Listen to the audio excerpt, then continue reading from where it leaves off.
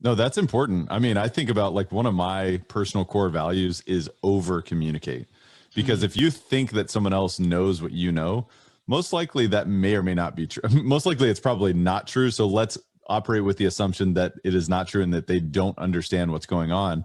So I want you to be annoyed with me because I've told you 5 times, or I've asked you 5 times to make sure that X, Y, and Z is completed, or I've communicated with you, hey, here's what's going on at the property that you've invested in. And I think that's so valuable. So you mentioned communication. Are there any other meta lessons that you've learned, you've applied as well in your business or life?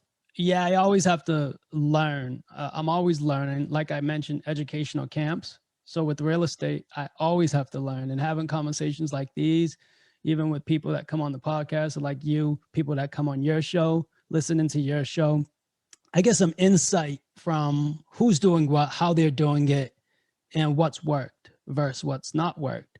And as a sponsor, if something's going on in the property, all eyes on you. That's pretty much, hey, no communications going out. Where's the distributions? Like if you're ever experiencing that, obviously all eyes are going to be on the sponsor. God forbid you experience that, but just using that as an example, you have to have the answers ready. You have to over communicate. There's nothing wrong with that. There's nothing wrong with that.